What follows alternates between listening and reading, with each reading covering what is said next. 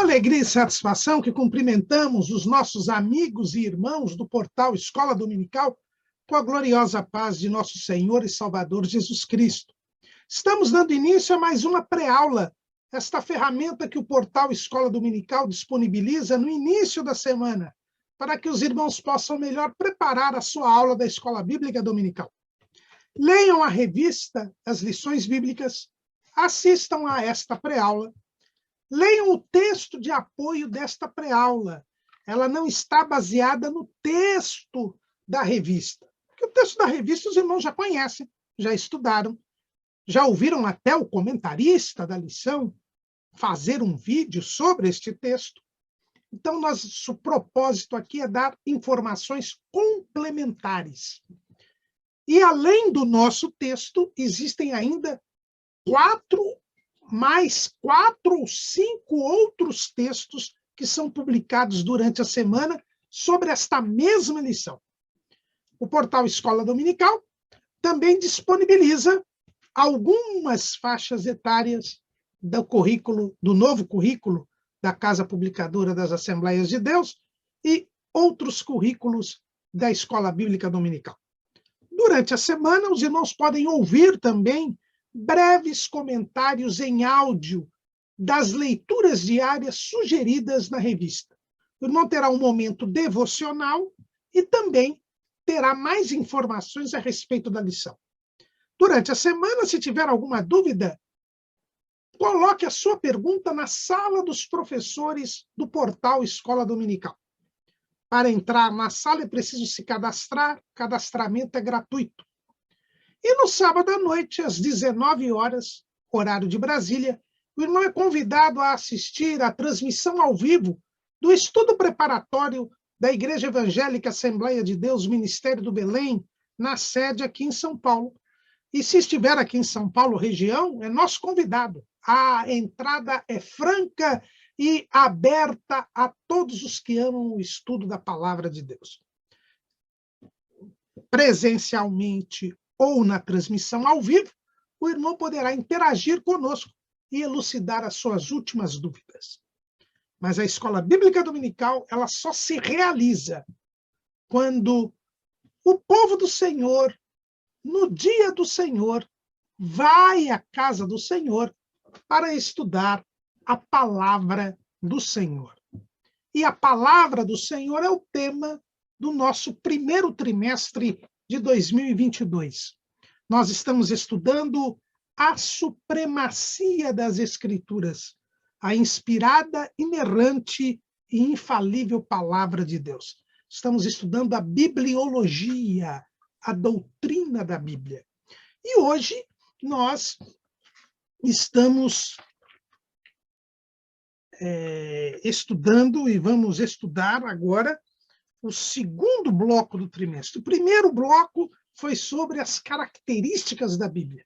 Nós falamos da inspiração, da inerrância e da estrutura.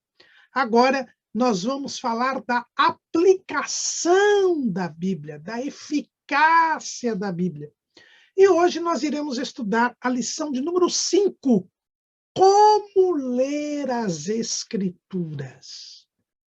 Hoje nós temos que aprender como ler as Escrituras. Como ler a Bíblia Sagrada. Existe um meio de ler a Bíblia Sagrada, um método para ler a Bíblia Sagrada? Veja que a Bíblia é a revelação escrita de Deus para o homem. Deus mandou escrever a sua palavra.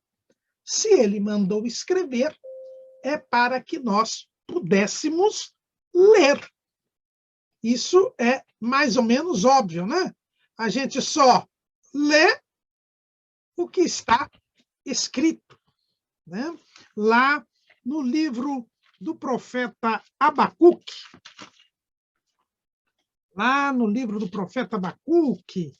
no capítulo 2, no versículo 2, veja o que o Senhor falou para o profeta. Então, o Senhor me respondeu e disse: escreve a visão e torna bem legível sobre tábuas, para que a possa ler o que correndo passa. Porque a visão é ainda para o tempo determinado, e até ao fim falará, e não mentirá. Se tardar, espera-o, porque certamente virá, não tardará. Eis que a sua alma se incha, não é reta nele, mas o justo, pela sua fé, viverá. Este final da palavra de Deus ao profeta Abacuque é considerada pelos rabinos judeus como a síntese da lei. O justo pela sua fé viverá.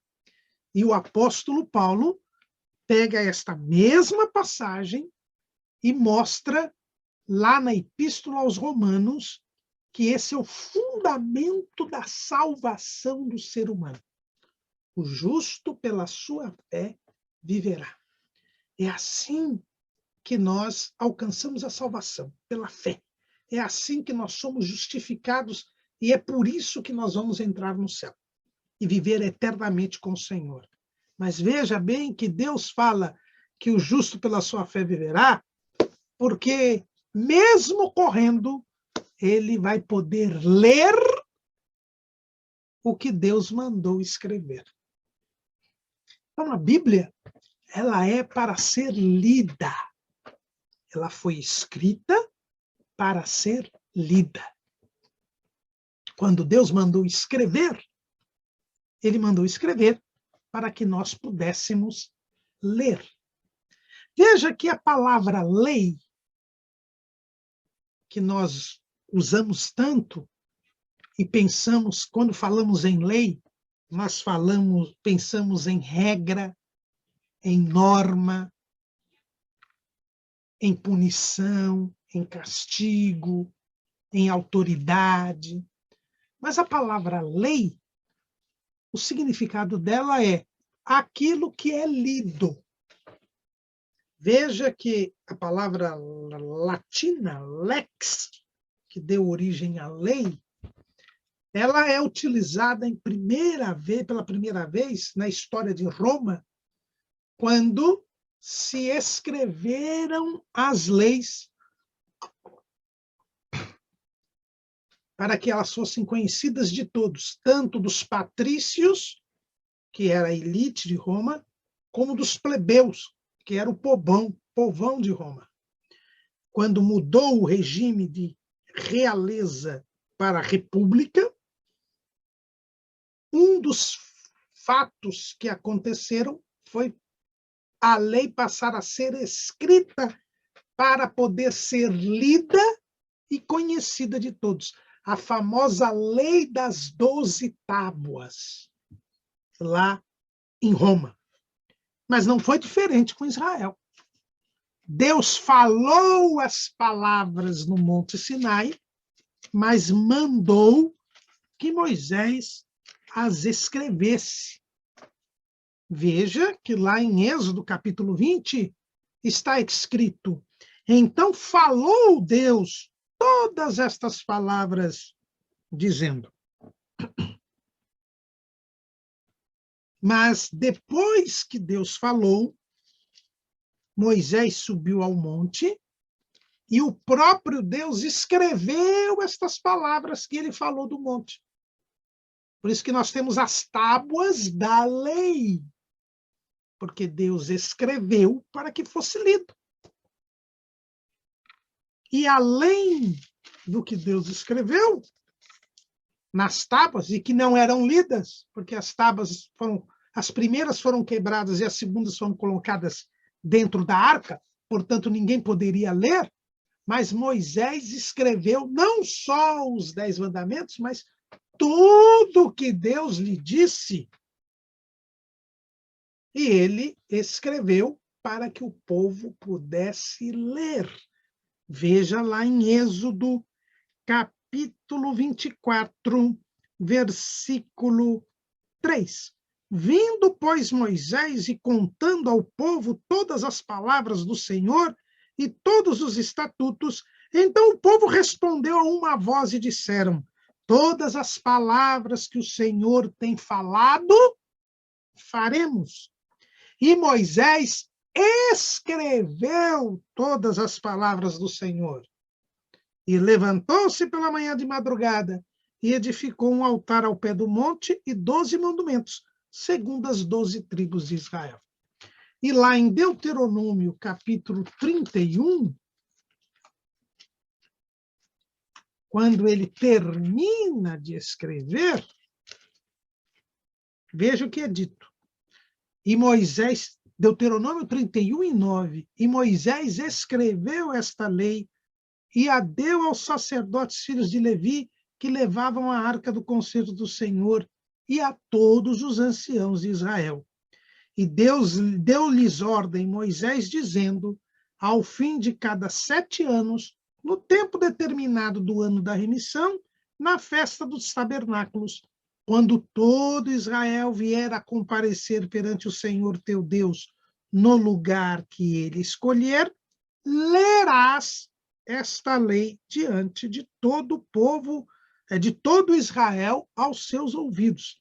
Ajunta o povo, homens e mulheres e meninos, e os teus estrangeiros que estão dentro das tuas portas, para que ouçam e aprendam e temam ao Senhor vosso Deus e tenham cuidado de fazer todas as palavras desta lei. É lei porque vai ser lida. E vai ser lida porque Deus mandou escrever. Então, nós temos que aprender como ler a Bíblia, porque a Bíblia ela é feita para ser lida. Foi por isso que Deus a mandou escrever. Quando você não lê a Bíblia, você está fazendo pouco caso do trabalho de Deus. Você está desprezando, menosprezando algo que Deus mandou fazer. Por isso que quem não lê a Bíblia, quem não medita na Bíblia, nunca agrada a Deus. Justamente porque começa já desprezando, menosprezando uma ação divina. Deus mandou escrever para que nós pudéssemos ler. Mas ler não é apenas juntar as sílabas. Ler não é apenas ver as palavras. Eu preciso ler e entender. Veja que no conceito da educação, uma pessoa realmente alfabetizada não é aquela que fala as sílabas daquilo que está escrito. Não. É aquele que entende o que está escrito, que entende o que leu. É o chamado alfabetismo funcional. E Deus quer que nós não só leiamos, mas entendamos o que é lido. Veja lá em Atos dos Apóstolos, no capítulo 8. No capítulo 8, versículo 30.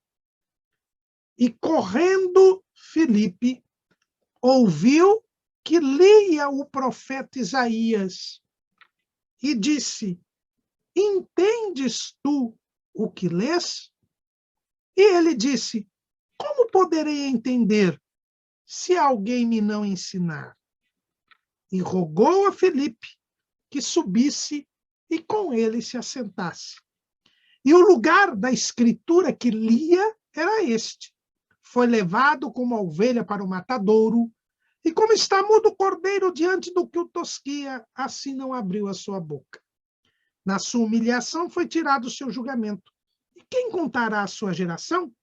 Porque a sua vida é tirada da terra. E respondendo o eunuco a Filipe, disse: rogo-te, de quem diz isto o profeta? De si mesmo ou de algum outro?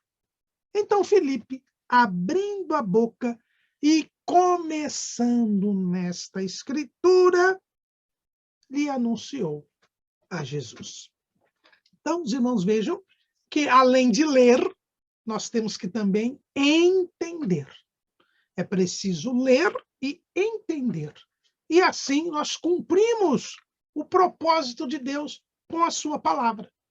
Deus a revelou e a mandou escrever para que nós pudéssemos ler e entender. Então é por isso que nós temos que saber como ler as Escrituras. Nós devemos ler as Escrituras porque Deus quis que nós a lêssemos. Por isso que ele mandou escrever, como eu já disse.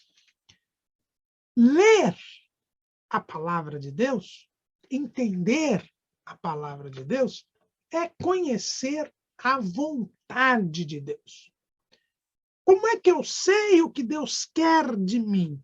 Como é que eu sei o que Deus quer do homem?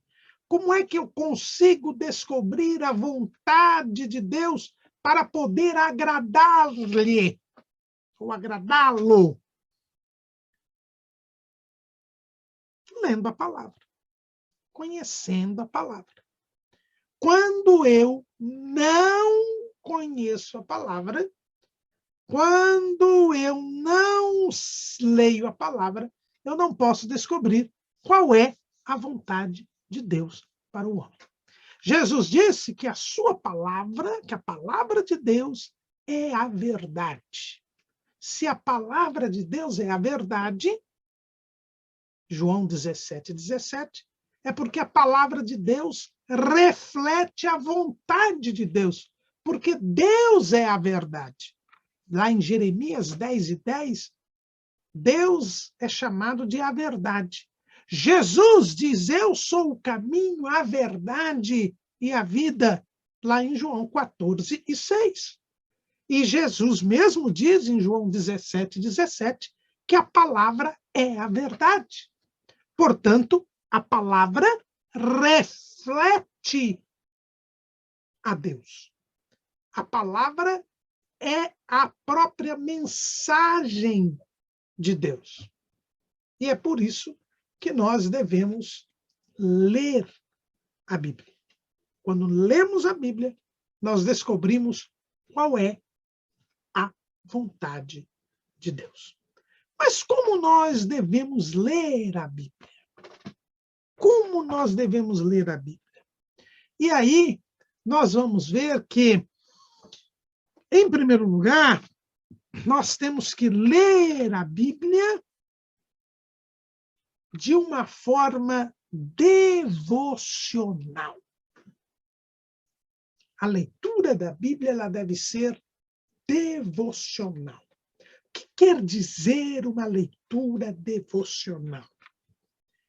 Se nós formos aos dicionários, aos lexicógrafos, né, que são os dicionaristas, nós vamos ver que leitura devocional é a leitura, em primeiro lugar, com apego. Eu preciso entender que a Bíblia é a palavra de Deus. É a manifestação da vontade de Deus. Então, quando eu for ler a Bíblia, eu tenho que ter consciência de que, quando eu ler a Bíblia, Deus estará falando comigo. Então, eu tenho que me aproximar de Deus com a minha mente e o meu coração voltados para a leitura da Bíblia Sagrada. É o mesmo comportamento que eu tenho na oração. Quando eu vou orar ao Senhor, o que eu devo fazer? Jesus nos ensina como nós devemos orar. Lá em Mateus, capítulo 6, versículo 6, Jesus diz, mas tu, quando orares, entra no teu aposento e, fechando a tua porta, ora teu Pai, que vê o que está oculto, e teu Pai, que vê o que está oculto, te recompensará. Veja que Jesus disse, quando você vai à presença de Deus na oração, você deve se separar dos outros. Deve entrar no seu aposento e fechar a porta.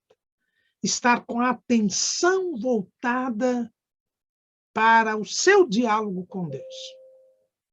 E a leitura da Bíblia é do mesmo naipe, da mesma situação, a mesma natureza. Quando eu for ler a Bíblia, eu também tenho que estar com a atenção voltada para a palavra de Deus. A atenção voltada para a palavra de Deus. Por quê? Porque é Deus falando comigo também. Veja que na oração, a iniciativa do diálogo é do orante. Mas na leitura da Bíblia, a iniciativa do diálogo é de Deus. É Deus quem começa falando comigo. Então, veja que eu preciso estar atento.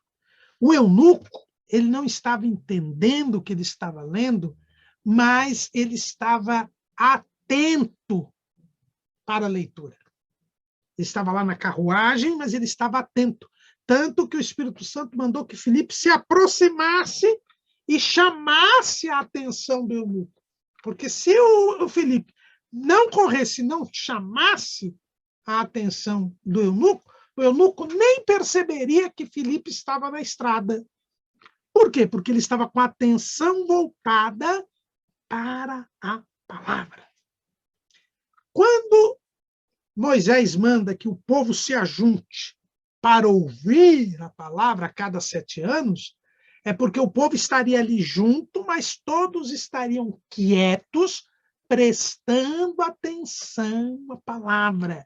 Foi exatamente isso que aconteceu nos dias de Esdras e Neemias. Nós lemos lá no livro de Neemias, no capítulo 8. Veja o que o texto diz. Capítulo 8 de Neemias, versículo 2. E Esdras, o sacerdote, trouxe a lei perante a congregação, assim de homens como de mulheres e de todos os sábios, para ouvirem no primeiro dia do 7º mês. E leu nela diante da praça que está diante da porta das águas, desde a alva até o meio-dia, perante homens e mulheres e sábios. E os ouvidos de todo o povo estavam atentos ao livro da lei. Todos estavam atentos ao livro da lei. É preciso ler com atenção, mental e sentimentalmente voltado para a palavra de Deus. Não se pode ler a Bíblia falando ao celular. Não se pode ler a Bíblia conversando com alguém. Não se pode ler a Bíblia enquanto se está comendo. A leitura da Bíblia deve ser feita com atenção. Isto é o primeiro passo, é da leitura devocional. Eu tenho que ler com apego. Eu tenho que estar envolvido, com a minha mente voltada, com o meu sentimento voltado para a leitura da palavra de Deus. Nos cultos também, o momento da leitura da palavra deve ser um momento de reverência. Ninguém conversando, ninguém disperso, ninguém andando para um lado para o outro. É um momento de reverência, de atenção. A leitura da Bíblia ela tem que ser feita com apego, com atenção. É por isso que a Bíblia fala que nós devemos meditar na palavra de Deus. A meditação da palavra de Deus. Veja lá em Josué, capítulo 1, versículo 8. Josué, capítulo 1, versículo 8. O texto diz assim: não se aparte da tua boca o livro desta lei, antes medita nele dia e noite, para que tenhas cuidado de fazer conforme tudo quanto nele está escrito, porque então farás prosperar o teu caminho, e então prudentemente te convencerás, te conduzirás. Deus, é Deus quem está falando com Josué. Josué, você tem que meditar dia e noite nesta palavra.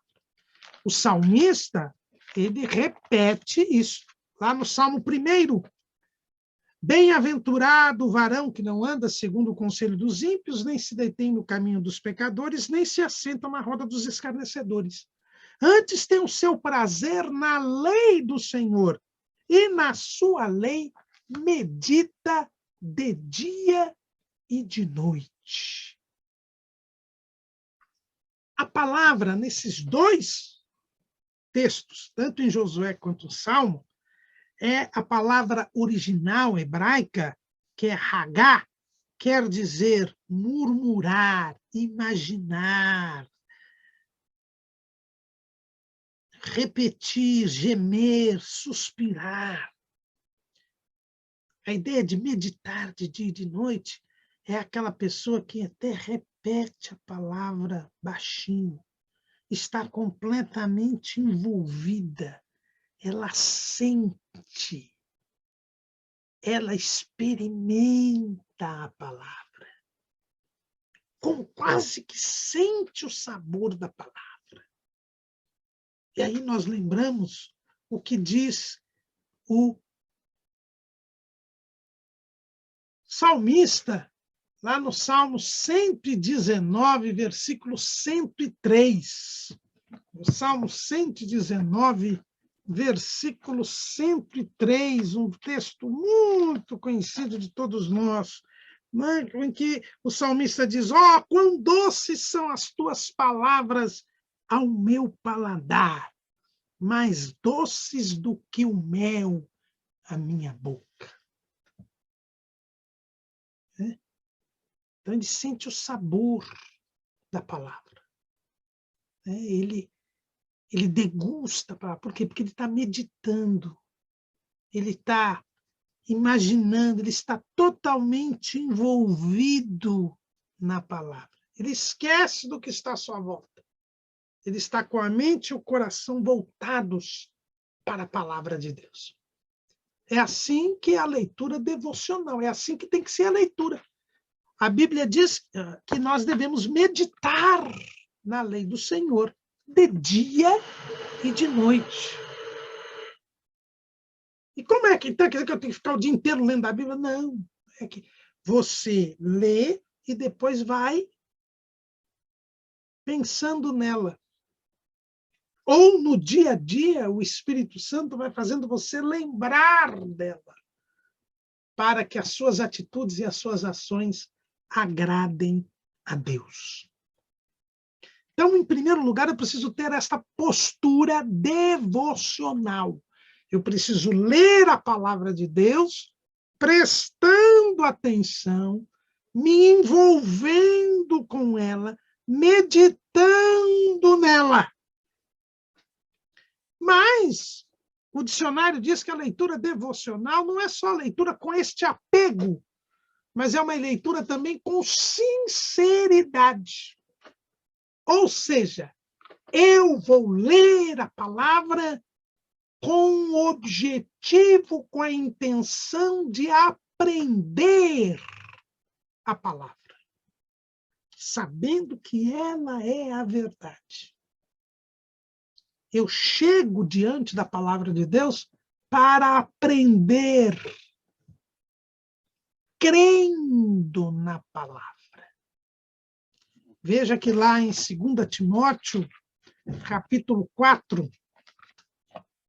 2 Timóteo, capítulo 4, versículo 3, nós vemos o seguinte: porque virá tempo em que não sofrerão a sã doutrina, mas tendo comichão nos ouvidos, amontoarão para si doutores, conforme as suas próprias concupiscências, e desviarão os ouvidos da verdade, voltando às fábulas. Esse é o dia, são os dias que nós estamos vivendo. Paulo dizia, virá tempo, mas esse tempo já chegou. E as pessoas vão ler a Bíblia já com ideias pré-concebidas, com preconceitos. Elas vão ler a Bíblia sem crer na Bíblia, procurando uma falha na Bíblia, uma brecha para poder confirmar as suas próprias ideias. É por isso que toda heresia, toda falsa doutrina, sempre tem um versículo bíblico, um texto bíblico como base. Por quê? Porque as pessoas ficam caçando na Bíblia alguma coisa que lhes confirme o que elas pensam. Isso é ler a Bíblia com preconceito. Isso não é ler a Bíblia com sinceridade. Eu preciso ler a Bíblia para aprender com ela, crendo que ela é a verdade. E que ela vai me purificar. E que ela vai me santificar. E que ela vai me preparar para ir para o céu. A Bíblia é o meu modelo.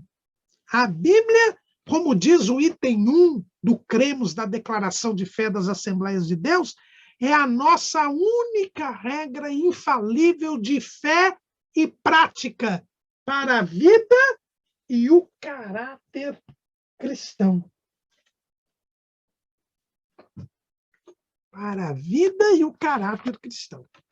Então, eu tenho que saber que eu tenho que agir de acordo com a Bíblia. E o meu caráter tem que ser de acordo com a palavra de Deus. Então, a Bíblia está sempre certa. A Bíblia não tem erro. A Bíblia é a verdade. E eu tenho que ler a Bíblia sabendo que ela está certa. E que quando houver uma discordância entre a Bíblia e mim, eu tenho que me adaptar à Bíblia e não a Bíblia a mim. Jesus disse, são as Escrituras que de mim testificam. A Bíblia é a verdade, Jesus é a verdade. Se eu quero ser parecido com Jesus, se eu quero ser cristão, eu tenho que estar de acordo com a Bíblia. Mas, além de ler a Bíblia com apego, com sinceridade, eu tenho que ler a Bíblia com fervor. O que quer dizer, irmão Caramolu, ler a Bíblia com fervor? Se nós formos lá em 1 Coríntios, capítulo 2, versículo 16, nós vamos ver Paulo dizendo, porque quem conheceu a mente do Senhor para que possa instruí-lo? Mas nós temos a mente de Cristo. Ler com fervor é ler conforme a orientação e a direção do Espírito Santo. E aqui vem uma grande realidade. Eu não posso ler a Bíblia Sagrada de modo natural. Eu tenho que ler a Bíblia Sagrada sobrenaturalmente. Quem me abre o entendimento das Escrituras é o Espírito Santo. Porque quem inspirou as Escrituras foi o Espírito Santo. Então, só quem pode me fazer entender as Escrituras é o Espírito Santo. Veja que quando Jesus ressuscitou, ele soprou sobre os discípulos e eles receberam o Espírito Santo. E em uma das aparições de Jesus, Jesus vai explicar aos discípulos as Escrituras. Está lá em Lucas, capítulo 24, versículo 44. E disse-lhes: são estas as palavras que vos disse, estando ainda convosco.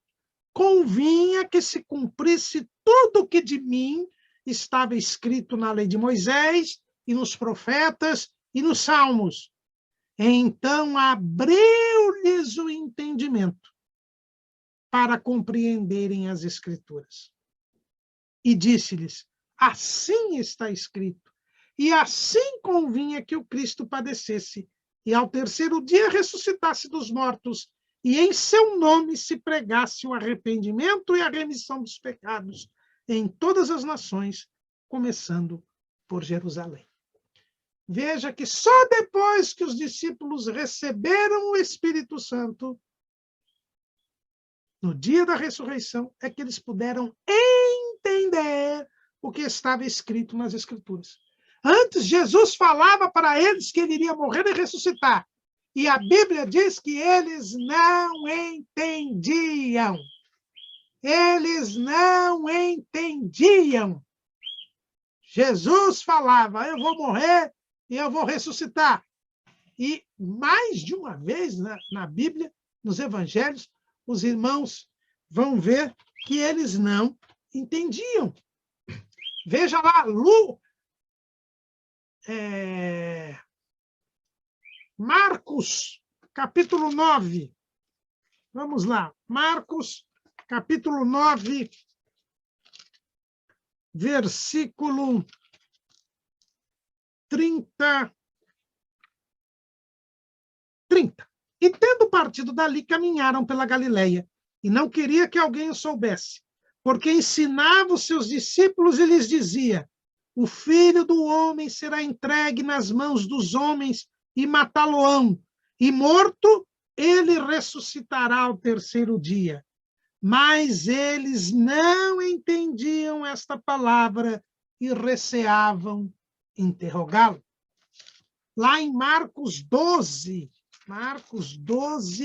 versículo 12. E buscavam prendê-lo, mas temiam a multidão, porque entendiam que contra eles diziam essa parábola, e deixando-o, foram-se. Aliás, desculpa, eu errei aqui, é Lucas 9:45. Lucas 9:45. Lucas 9:45. Eu vou ler o versículo 44.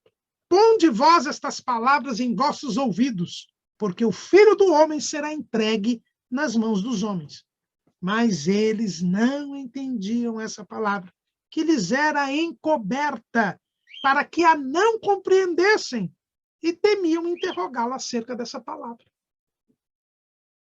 E lá, em Lucas 18:35,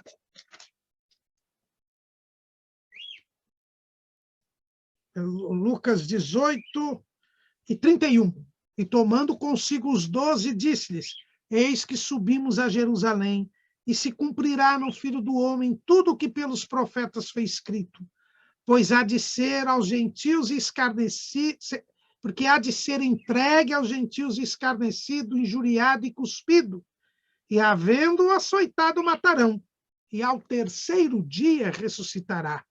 E eles nada disso entendiam.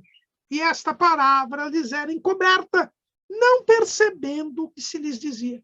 Por quê? Porque eles não tinham o Espírito Santo. Eu só entendo o que a Bíblia fala, eu só consigo ler a Bíblia se eu for guiado pelo Espírito Santo. É por isso que Jesus diz lá em João, capítulo 14, versículo 26. Mas aquele Consolador, o Espírito Santo, que o Pai enviará em meu nome, vos ensinará todas as coisas e vos fará lembrar de tudo quanto vos tenho dito.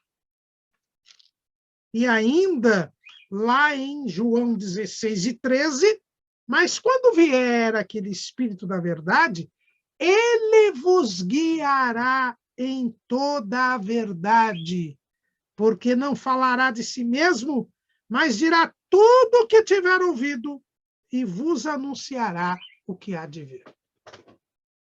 Jesus, ele soprou sobre os discípulos, eles receberam o Espírito Santo e aí eles abriram o entendimento. Porque para ler a Bíblia nós precisamos ter o Espírito Santo. Para ler a Bíblia nós precisamos ter a mente de Cristo. Isto que é ler com fervor. Ler com fervor é ler guiado pelo Espírito Santo, tendo a mente aberta pelo Espírito Santo. É por isso que nós temos muitos estudiosos das Escrituras, filólogos, que são aqueles que estudam a linguagem e, através das palavras, do estilo literário, eles trazem as ideias, a mentalidade da época em que foi escrito aquele texto. É por isso que nós temos arqueólogos, historiadores, linguistas, que conhecem como ninguém o texto bíblico, mas não creem em Jesus. Por quê? Porque eles leem a Bíblia de uma forma natural. Eles não leem a revelação de Deus. Eles estudam uma obra literária. Porque eles não têm o Espírito de Deus. Só quem tem a mente de Cristo é que consegue ler as Escrituras. Então, para eu ler a Bíblia, eu preciso ler com apego, eu preciso ler com sinceridade, mas eu também preciso ler com fervor. Agora, a leitura devocional também significa ler com reverência e de modo regular. Nós já vimos que, para ler a Bíblia, nós precisamos prestar atenção, estar envolvidos mental e emocionalmente. E nós precisamos ter respeito para com a palavra de Deus. Veja que lá na leitura que foi feita com Esdras e Neemias, lá no capítulo 8 de Neemias, há toda uma solenidade para ler a Bíblia. Veja lá em Neemias capítulo 8. E Esdras, o escriba, estava sobre um púlpito de madeira que fizeram para aquele fim. Veja, para ler a palavra, reunir o povo, construíram um púlpito exclusivamente para a palavra. Púlpito é lugar de se falar a palavra de Deus. Púlpito é o lugar onde se prega a palavra. É por isso que tem púlpito na igreja. Mas hoje estão jogando o pregador para fora do púlpito, para lá ficar a banda, o grupo de louvor. Isto é antibíblico. Isto é falta de reverência à palavra de Deus. E nós já sabemos que Deus colocou a sua palavra sobre o seu próprio nome. Primeira coisa, um lugar de destaque, para que Esdras falasse, todos pudessem ouvir. Segundo, e Esdras louvou o Senhor, o grande Deus, e todo o povo respondeu, amém, amém, levantando as mãos. E inclinaram-se e adoraram o Senhor com o rosto em terra. E Jesua, e Bani, Serebias, e Jamim, e Acube, e Sabetai, e Odias, e Maazéias, e Quelita, e Azarias, e Josabade, e Anã, e Pelaías, e os levitas ensinavam ao povo na lei, e o povo estava no seu posto, e leram o livro na lei de Deus, e declarando e explicando o sentido, faziam que, lendo, se entendesse. Então, os irmãos vejam que havia toda uma solenidade para a leitura da lei. Era algo formal, algo solene, algo feito com reverência. Nós precisamos ler a Bíblia com reverência. Isso mostra amor a Deus. Veja que eles adoraram a Deus colocaram seu rosto em terra, louvaram a Deus, porque eles sabiam que era Deus que iria falar com eles. Então, é preciso haver uma solenidade, é preciso haver respeito à palavra de Deus.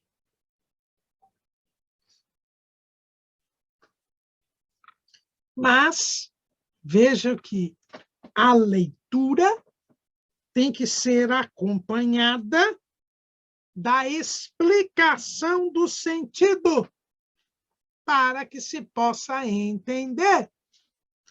Eu preciso ler com apego, com sinceridade, com fervor, com reverência, com solenidade, mas eu preciso entender.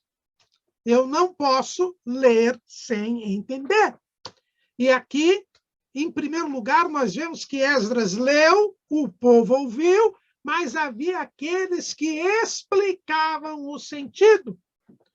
É preciso haver na igreja as pessoas que são os mestres, os professores, os ensinadores. Veja que os levitas ensinavam ao povo na lei. E o povo estava no seu posto. Qual é o posto do povo? É o aprendizado. É estar pronto para ouvir, estar pronto para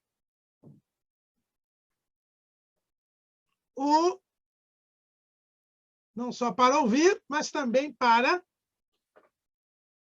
entender. É preciso que alguém explique. Não foi o que o eunuco disse? Como eu vou entender se não há quem me explique? Então, faz parte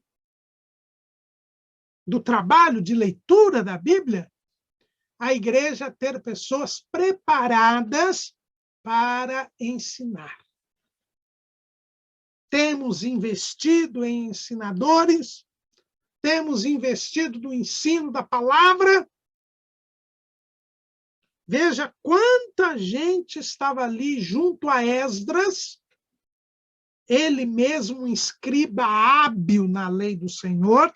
Não é assim que está escrito lá em Esdras, capítulo 7, versículo... Esdras, capítulo 7, vamos ver aqui, versículo 10, se não me engano. Porque Esdras tinha preparado o seu coração para buscar a lei do Senhor. Olha aqui a leitura com apego, com sinceridade. E para a cumprir, e para ensinar em Israel os seus estatutos e os seus direitos. Veja o versículo 6. Este Esdras subiu de Babilônia e era escriba hábil na lei de Moisés, dada pelo Senhor Deus de Israel. E segundo a mão do Senhor seu Deus, que estava sobre ele, o rei lhe deu tudo quanto lhe pedira. Então, Esdras, ele leu, ele aprendeu, agora ele podia ensinar. Ele podia ensinar, e ele já tinha ali aquele grupo de levitas que ele mesmo tinha ensinado, que agora podia ensinar o povo. Então, os irmãos vejam que é preciso que nós tenhamos pessoas que ensinem a palavra de Deus, que expliquem o sentido. É assim que se lê a Bíblia. Se lê com apego, com sinceridade, com fervor, com reverência, mas regularmente, mas é preciso que nós também entendamos. E para entender o texto bíblico, nós temos que conhecer a hermenêutica bíblica. O que é essa palavra hermenêutica? Hermenêutica é o estudo das leis e princípios de interpretação das Escrituras. O pastor Antônio Gilberto costumava dizer, é a busca dos sentidos do texto. Veja que os levitas que estavam ali, os sacerdotes que estavam junto de Esdras, eles explicavam o sentido do texto para o povo. E a busca do sentido é a hermenêutica. A hermenêutica, ela busca o sentido do texto.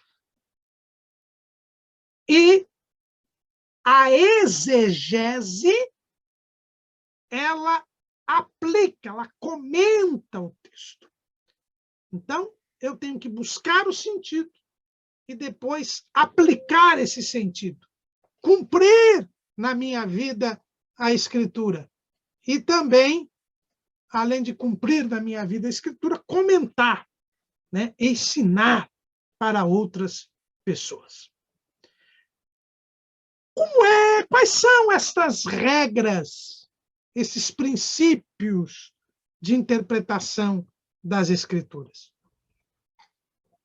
Em primeiro lugar, nós temos que entender que a Bíblia, como a gente já estudou aqui, é uma unidade.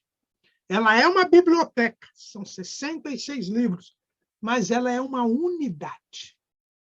O seu autor é o Espírito Santo. Ela é uma obra divina, portanto, perfeita.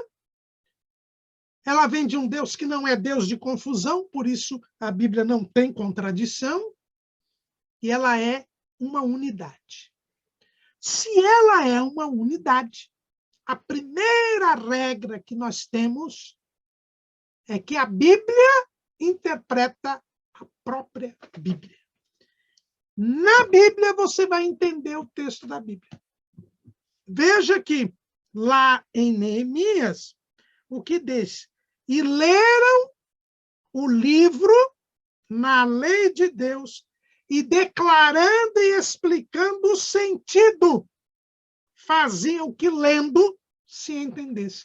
Veja que o sentido da lei era interpretado na própria lei, na própria Bíblia. Como foi que Filipe fez com o eunuco? Atos capítulo 8. E começando nesta escritura, lhe anunciou a Jesus. Filipe anunciou Jesus nas Escrituras. A partir do texto que o eunuco estava lendo, que era ali no profeta Isaías, ele saiu daquele texto para outros textos que explicavam aquele texto. A Bíblia interpreta a própria Bíblia. Por isso, irmãos, não podemos ficar em textos isolados das Escrituras. É um perigo. Irmão, se você tiver, vamos supor, numa praça, e você está com um livro na mão, não a Bíblia, qualquer livro, por exemplo, a Declaração de Fé das Assembleias de Deus. Chega alguém e você mostra para ele, olha aqui a Declaração de Fé. E ele abrir a Declaração de Fé. Lê uma frase, fechar, entregar para você a Declaração de Fé e disser, eu já conheço a Declaração de Fé, eu sei o que ela diz, você vai dizer para a pessoa que ela está enganada. Ninguém lê um livro abrindo, lendo um pedacinho, fechando e dizendo que já conhece o livro. Pois muita gente faz isso com a Bíblia. Muita gente pega um trecho da Bíblia, um pedacinho da Bíblia, e quer dizer que a Bíblia é só aquilo. Quer entender a Bíblia e diz que entende a Bíblia com base num pedacinho só. É aí que vem aquela famosa frase. O texto sem o contexto é um pretexto. A Bíblia, irmãos, é um texto. Texto, a palavra texto, vem de tecido. São as linhas que se entrecruzam, que se ligam e que formam a vestimenta, ou formam a peça. Uma toalha, uma camisa. As linhas vão se ligando e formam uma peça. Isso é o texto. As palavras vão se ligando e elas formam um conjunto, a transmissão de uma mensagem. E a Bíblia, ela é uma unidade. É por isso que nós temos as famosas referências bíblicas, que são textos que se relacionam. Por isso que nós temos as cadeias temáticas. São textos que se relacionam, que se completam. Como dizia o saudoso pastor Severino Pedro da Silva, as escrituras se combinam em cada detalhe. Nós não podemos nos impressionar. Veja que a Bíblia são esses 66 livros que foram escritos, foram reunidos, obra do Espírito Santo, para facilitação da leitura. Depois a Bíblia foi dividida, os livros foram divididos em capítulos, e depois os capítulos em versículos, mas eu não posso me prender aos capítulos, aos versículos, porque essa divisão não é inspirada. Ela é muito boa, ela facilita, não sou contra ela de modo algum. Não há como estudar a Bíblia sem essa divisão, mas nós não podemos nos prender a isso. A Bíblia é uma unidade. É por isso que eu sempre, quando leio a Bíblia, eu tenho que ler aqui o que nós chamamos de perícope, que é o assunto completo. Por exemplo, aqui, eu estou com a Bíblia aberta aqui em Neemias, capítulo 8, tem um título aqui, Esdras lê a lei diante do povo. E vai do capítulo 8, versículo 1, até o versículo 12. Esse título, Esdras lê a lei diante do povo, foi posto pelo editor. Esse título aqui não é inspirado. Muitas vezes, não está correta a divisão que foi feita. Mas eu procure sempre usar essa divisão como um seu aliado. Não fique preso a ela, mas procure saber qual é a perícope, qual é o conjunto que conta um fato, que traz uma profecia, que traz uma visão, que traz um sonho, que traz um poema. Procure ler a perícope. Procure ler o que vem antes e o que vem depois. E depois procure textos que se relacionam com esse tema, com esse assunto. Aí você vai ter o contexto interno. E você vai entender o sentido do que você leu. Lembrando também, pastor Antônio Gilberto, no Manual da Escola Dominical, ele faz questão de lembrar que, normalmente, as referências, elas têm a ver com a mesma palavra, às vezes não é o mesmo assunto. As referências, muitas vezes, são feitas com as mesmas palavras, então também tem que tomar cuidado com isso. Não é só as referências que nós devemos levar em conta, mas sempre o mesmo assunto, o mesmo tema, né? Porque a Bíblia completa a própria Bíblia. Saber o contexto é saber qual o assunto que se está tratando. Mas existe um outro ponto importante. Depois de você saber o contexto, você precisa também saber qual é o objetivo. Você precisa saber a regra do sentido literal. Normalmente, você tem que primeiro verificar o sentido literal. O primeiro sentido que eu tenho que ver na Bíblia é o sentido literal. É verdade que alguns textos têm seu sentido figurado, tipológico. Ele representa alguma coisa. Então, por exemplo, quando nós estudamos sobre a Arca de Noé, lemos o dilúvio, o texto é literal. Houve uma chuva que inundou a terra toda, que matou a toda a humanidade, e só escapou Noé e sua família porque eles entraram na arca. E a arca era uma embarcação construída por Noé durante 100 anos e que livrou da morte Noé, sua família e os animais que nela entraram. É isso que a Bíblia nos conta. Esse é o sentido literal. Agora, evidentemente, nós podemos fazer aplicações figuradas, alegóricas desse texto.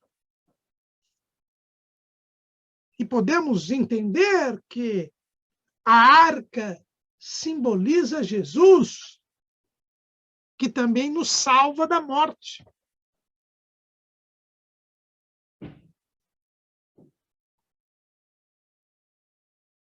É possível essa aplicação? Sim, lógico. Mas esse não é o primeiro sentido do texto. Então, nós temos que entender que, primeiro, sentido é sempre o sentido literal. É aquele que provém do próprio significado das palavras. Agora, não confundamos sentido literal com linguagem literal.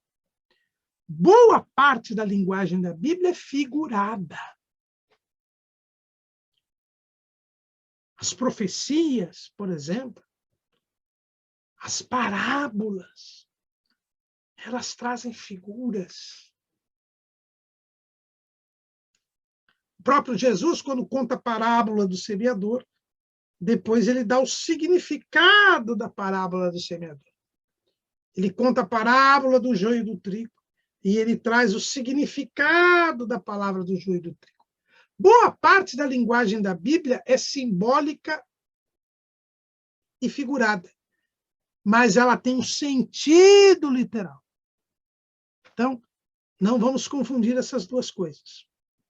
Outra coisa importante, eu preciso conhecer as figuras de linguagem, né? Se eu falo de linguagem figurada, eu preciso estudar as figuras de linguagem. Né? As figuras de linguagem. Quando eu digo que Jesus é o leão da tribo de Judá, eu não estou dizendo que Jesus é um leão, ele é um ser humano. E o que quer dizer ser o leão da tribo de Judá? Então, é uma figura de linguagem. Aqui nós temos uma metáfora. Então, são coisas que nós temos que entender isso. Né? Então, partindo sempre do texto. Então, a Bíblia interpreta a própria Bíblia. Eu tenho que estar na regra do sentido literal. Mas eu também preciso conhecer a linguagem figurada, as figuras de linguagem. Mas eu tenho também uma terceira regra importante. É o objetivo do livro. É o chamado gênero literário. Qual a intenção do escritor ao escrever aquele livro? Veja que o escritor dos Salmos, ele tinha o objetivo de expressar o seu sentimento, de expressar a sua emoção. O escritor de Provérbios, ele tinha o objetivo de mostrar a sabedoria, de trazer conselhos. Já o escritor de Atos, ele tinha o interesse de contar os fatos do início da igreja. Como os evangelhos de de Marcos, Lucas e Mateus, eles tinham o objetivo de trazer um resumo do ministério e da vida de Jesus. Enquanto que João teve o objetivo de mostrar que Jesus é o Filho de Deus. Então, cada livro tem um objetivo diferente. Não busque nos Salmos informações a respeito de fatos e de acontecimentos, porque você não vai encontrar fatos e acontecimentos nos Salmos. Mas não busque no livro de Atos poemas, porque Lucas não quis escrever poemas, não quis expressar sentimentos, ele quis contar a história da igreja. Então, nós todos temos que ver qual é o objetivo do livro, qual é o gênero literário do livro. Tendo estes cuidados, você vai entender a Bíblia Sagrada. E alguém pode dizer, mas isto é muito subjetivo. Cada um vai entender de um jeito. É por isso que precisa haver o magistério da igreja. Não, irmãos. O autor da Bíblia é o Espírito Santo. E aquele que nos vai fazer entender a Bíblia é o Espírito Santo. E embora haja uma subjetividade no entendimento de cada um, até porque cada um de nós é diferente do outro, a mensagem é sempre a mesma, porque Deus não muda, ele é eterno e a sua palavra permanece para sempre. Todos nós teremos a mesma revelação de Deus. Podemos ter peculiaridades, porque cada um de nós é diferente do outro, mas a verdade é única, é objetiva, e a palavra de Deus é a verdade. E por isso, tanto Felipe quanto Eunuco vão entender a mesma coisa, vão ler a mesma palavra. E embora um tenha uma peculiaridade que o outro não tem, a mensagem é a mesma, é objetiva, porque a palavra é de Deus e não precisa nenhum homem dizer como nós devemos entendê-la. É assim que nós devemos ler a palavra de Deus. Amém?